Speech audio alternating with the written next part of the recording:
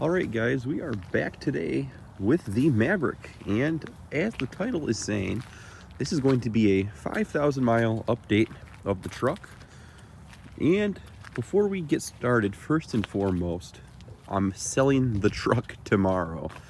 So, like I said, I've had it for about 5,000 miles, pretty much the same amount of time that I had the EcoBoost Maverick, and I feel like I can give a more generalized opinion on the EcoBoost compared to the hybrid.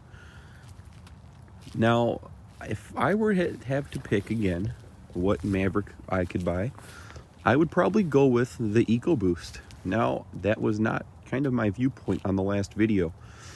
Now my opinion has changed. I see nothing wrong with the hybrid, but these things are tailored for a more city type environment to where you could really take advantage of the hybrid system, you know, like your regenerative braking, your city speeds that you can use the battery on, all that good stuff. So, you know, if you live in the city and do a lot of city driving, I really think the hybrid is where it is at for you. And of course, the EcoBoost does really good on the highway if you just kind of stay out of the gas. And so, very similar in power, like I said, to just different types of environments they are literally made for. So, I would probably get the EcoBoost, and actually, I still have a Maverick on order. I have a 2022 Maverick XLT front-wheel drive 2-liter EcoBoost with a Lux package on order. So that one is actually in white, and I still have yet to receive a date on it. My dad has a Maverick on order as well, and my grandfather has a Maverick on order. So guys, this is not going to be the last bit of Maverick videos, but just for now, because none of us have gotten our build dates. But so we got 2 XLTs coming in and 1 Lariat, so I think it's gonna be pretty cool to see down the road. One of those might be a hybrid, I don't quite remember. I do know mine is a front wheel drive EcoBoost. So with all that, we still have plenty more to come with it. So now that I kind of got that out of the way, I wanted to prep you guys just to let you know that this is really not the last of the Mavericks, but it's going to be the last of this Maverick. So I really did not go into the last week or so with the intentions of selling the truck, if you want to call this a truck. I mean, it's a truck. It's got a truck bed on the back, and it's quite nice. But as I was saying, I really wasn't going into trying to sell this. I made an ad online, and I just put kind of a stupid number on it just to see, because people are asking upwards of 50 grand for these things. Now, the ones that are 50 grand are obviously Lariats. I would at least hope so, but I have seen some pretty crazy numbers on these. And so I put a figure very similar to that, not near 50, but just kind of an outrageous, like a 50% markup on this. And so, long story short, I had an auto broker reach out to me from Texas. They offered me full asking price. They tried to bargain, and I said firm, but that was kind of the only grounds I would get rid of this truck. And then they beat up Carvana by a good margin. So with that, all that being said, I was able to part with this truck. It was worth it to me. And I know it's the chances of me getting my hands on one of these again is very, very slim. But like I said, I have one on order, and we will get one sooner than later, hopefully. If anything, we do have our order in for one. And like I said, it could be a 2023 model, but getting onto this truck, as we all know, with the updates and upgrades we've done to it, we added the trifold bed cover from Gator. Very high quality cover. I recommend this cover. This is the cover I would get. It looks very good. It's flat. It's ever so slightly raised. I mean, it's just a very good looking cover. Of course, we added the EcoBoost premium wheels from my last FX4 Maverick. Put some Michelin tires on those as well. I do think the tires that are 245, 65, 17s, they look really good with the truck. No level kit needed. I mean, you could add a level kit, but I just don't think this one needs it. There's not a whole lot of rake on this compared to my last Maverick, and it just might be me, but I think this definitely looks a lot cleaner from the factory. I don't think the rake is as much, but like I said, it could just be my eyes playing tricks on me. So yeah, had a great time modifying this. I put some LED lights in down there. I took my other ones out for the next Maverick if and when it comes. And that's it. I was gonna take all the mods off the truck, but honestly, the price I got for this is just I can buy these mods all over again if I wanted to. So 5,000 miles. What have we done to the truck? That's it. Window tint was added as well. Just been daily driving this thing in the wintertime. Like I said, this truck, for me, I do 90% highway. So something like this, as far as a hybrid goes, I'm not getting the benefits of a hybrid. Now, when I'm doing city driving, it's pretty fun. But like I said, my driving outweighs the need for a hybrid. But so we're getting in the mid to high 20s. I noticed as the engine is breaking in, it's actually a lot smoother, and I'm able to achieve, closer to 30. Now, like I said, I was kind of expecting more as far as mileage, but we're not in the ideal environment for this. Obviously, we have bigger tires. I drive, 75 to 80, 90, 95 miles an hour on the freeway. So that's another thing that is going to kill the mileage greatly. So with all those factors, I am absolutely not mad at this thing for getting mid to high 20s. That is still super good for something like this. Obviously, EPA is a lot lower or higher than I'm getting. So like I said, I'm not mad. It's just the expectations, and from what I've learned from this truck is for me to relay on to you guys, and maybe I can help make your decision a little bit easier when it's coming time for you to pick one of these out. So coming over to the interior for 5,000 miles, we will turn off the lights because those are on. Looking at the interior, I think the velocity in the interior looks pretty good. There's kind of no way around it though. These things are going to scratch, and I don't think the lighting's great, but these door panels have just scratched to high hell. There's some scratching in there. I have no idea how those got there. The door panels, they are really scratched down here. It's one of those things. It's a cheap, I hate saying cheap for something that's, as expensive as some of these are, but it's a cheaper vehicle. The materials are going to scratch. They're not going to hold up great. Keep that in mind. Still doesn't take away from the value and really the niceness of the truck. So like I said, it's getting a little darker right now, so I'm going to see what I can do here. But the seats are super comfortable, super supportive. I don't find a lumbar necessary.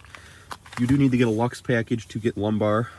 So like I said, super nice. I don't find myself missing that. This material right here is lifting up. All the Mavericks do that. And again, it's a Ford product. I mean, it's what it is. I mean, it's going to lift up. I highly doubt this will ever be a recall. But anyways, we do have the carpeted floor mats down below. Interior.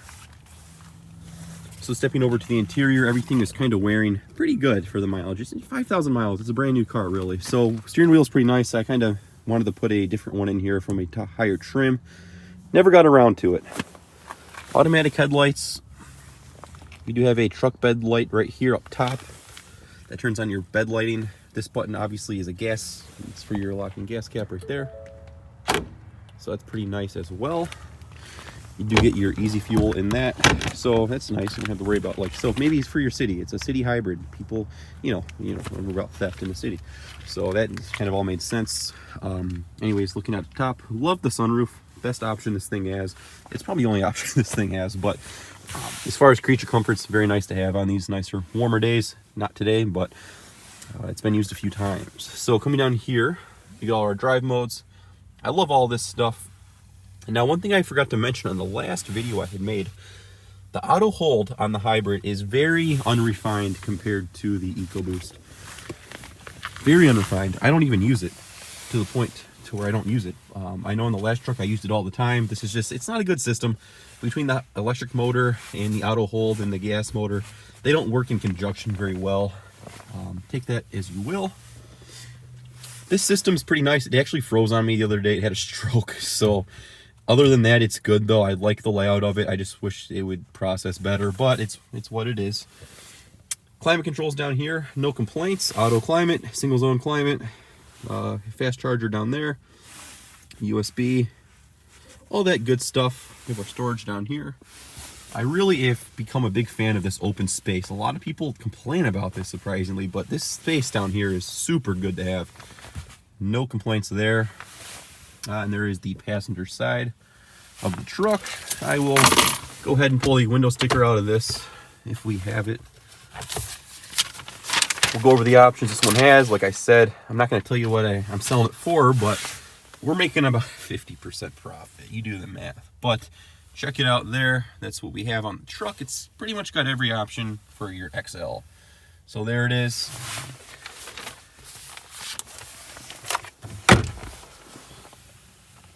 yeah, it's a nice truck. I'm not exactly going to miss it. There's nothing really special with it, other than the fact it's pretty exclusive right now in this current worldwide economy. So, like I said, I'll have to kiss a Maverick goodbye for probably at least a year. Check out the rear seat. Nothing too crazy back here.